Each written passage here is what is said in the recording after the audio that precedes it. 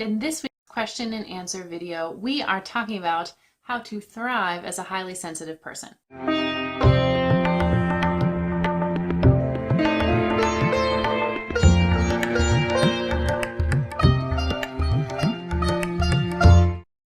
Now, this week's question comes from Mimi, who reached out to me on Instagram, and she said, Leslie, I finally come to realize that I am an energy sensitive person.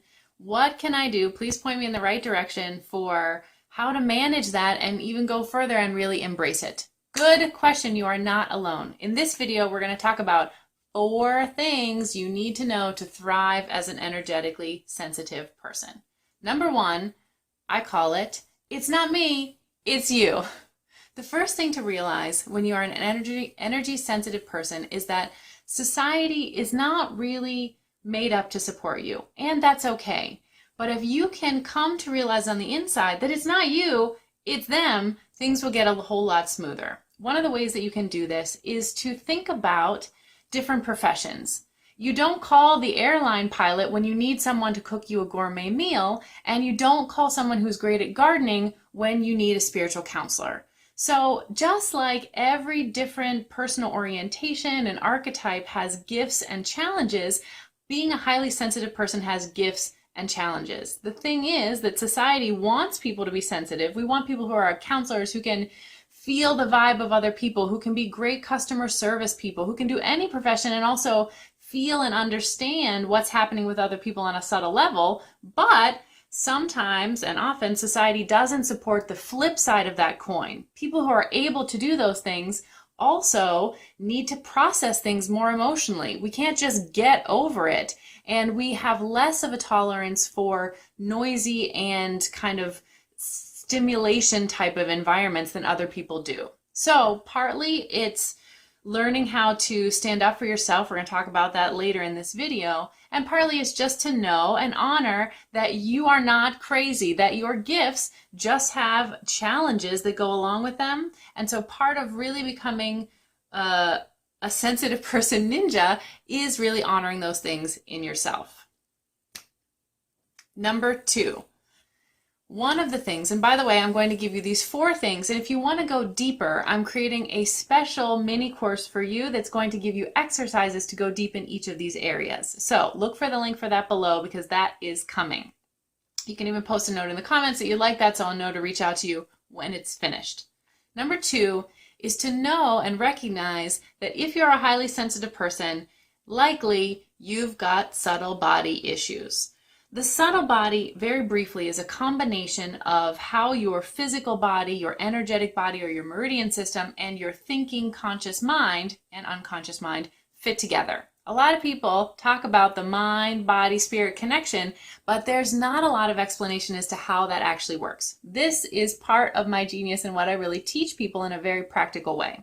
So the thing to know if you're an energetically sensitive person is that likely there's some issues that need healed in your subtle body.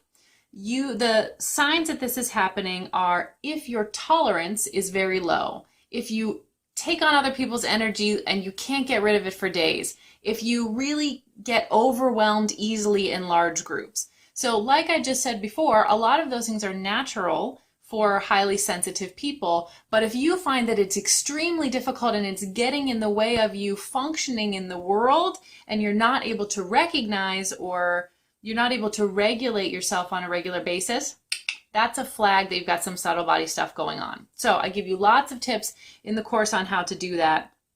The first thing that I want you to know also is just that it can be healed. So don't feel like, oh, my subtle body is damaged, what will I do? It's just a part of yourself that you need to heal, and there's exercises, things like Qigong can be very helpful, and I teach people a specific process, especially in my 30 Days to a More Grounded You audio program that will start to heal your subtle body. So look for those things. Number 3, the thing that you need to understand is how to deal with energy that's not yours. Highly sensitive people are often picking up other people's energy. You feel something weird, and then maybe in yourself you kind of make stories about it, and you're like feeling icky and kind of gross for a couple of days. There are lots of ways to first recognize that you're taking on other people's stuff, 2, that you might be making up stories about it and how to stop that, And 3, just to learn the energetic ways to clear your space. The easiest thing that I recommend you do right now is to use some sage. Burning sage or smudging is a traditional practice, especially in Native American traditions, to clear out the space. The herb of sage really helps to clear the air. There's even been modern research that it helps with bacteria and viruses on a subtle level and just bad, icky stuff. So if you feel like you just went to a place where you felt like people energetically glommed all over you, energy vampires abound, come home and do some saging. There's lots of tutorials on the internet. I have a blog post about how to use sage. It's a real easy thing to do. Sage costs anywhere from, $5 to $10 depending on how much you're purchasing.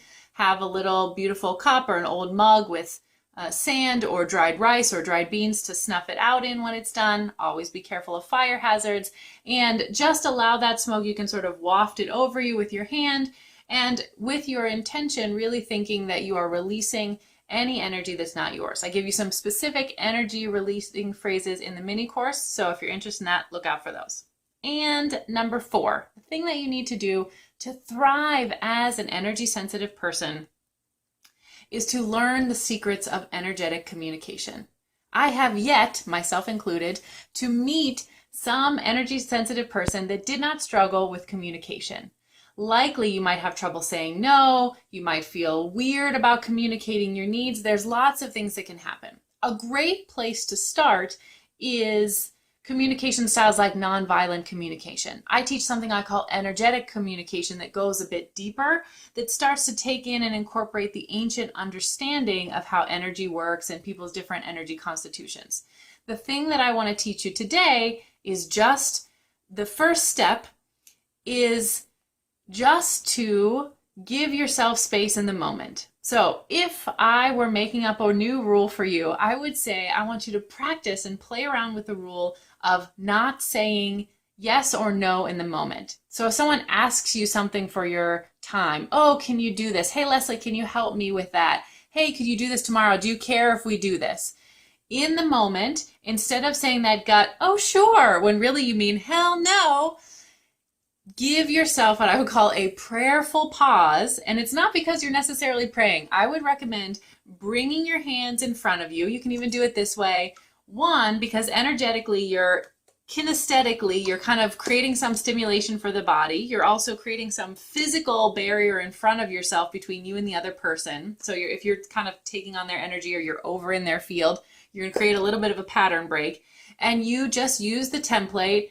Gosh, thanks for asking, and I need to think about that for a minute. Or, thanks for asking, I need to get back to you about that. So, giving your space in the moment as an energy sensitive person will give you that space to then go home or take a few steps aside or just to kind of be in your own energy to then ask your body and feel into what is actually true for you in the moment. This will help you start to not get so sucked into other things that you don't want to do and give yourself time to resource yourself to come back with whatever your actual needs are. I have a whole separate training on how to actually use your body as an indication of what you really want, because your body knows more than your brain.